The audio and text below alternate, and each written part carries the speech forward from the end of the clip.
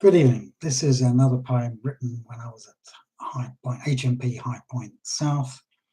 It's extremely relevant today because, in fact, yesterday was published a report where it was announced that the prison service were going to install new windows, which supposedly don't have bars, but they actually do have bars, but don't worry about it too much.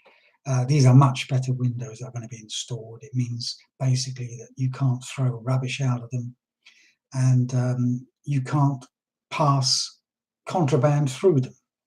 So it's got nothing to do with prisoner comfort, really, although it does make prisoners more comfortable, and I'm very happy to see it.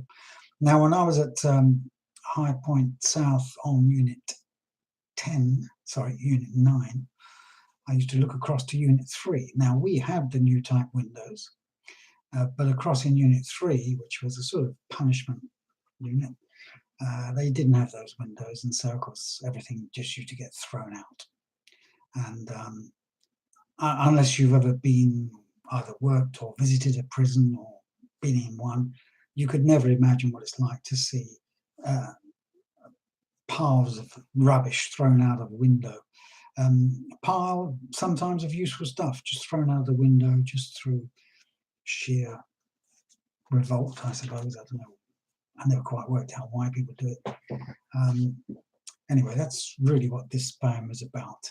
And it's very appropriate for today because, as I say, they are going to actually install the good windows everywhere. And it's not, as the Daily Mail pretends, to make prisoners all more comfortable.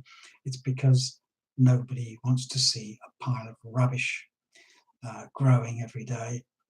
And these windows are actually more secure because you cannot put contraband through them. Right, prison impressions. Today the sky is crystal blue, not a single cloud obscures the view. It's cold, I tremble in this cell, fresh air chosen instead of warmth. Looking out upon Unit 3, across the yard there is little to see. But that red brick block of 100 cells, outside rubbish piles and a prisoner yells.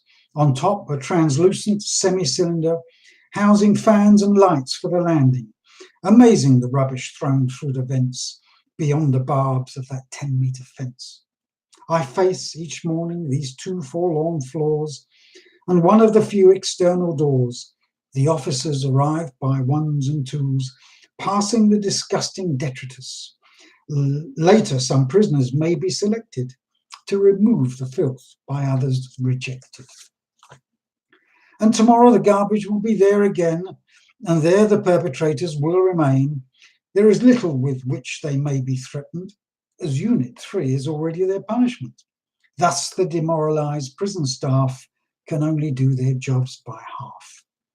There is, of course, a reason why no one even wants to try to resolve a problem that could be solved by the installation of different windows. For even if the benefits outweigh the expense, this could be interpreted as recompense. So my punishment is partially to observe this theatre of the great absurd. Fortunately, there are some animal scavengers picking amongst the bags and sheets that give relief to this vision of sadness and deflect me from some prison madness. Thank you very much. Bye-bye.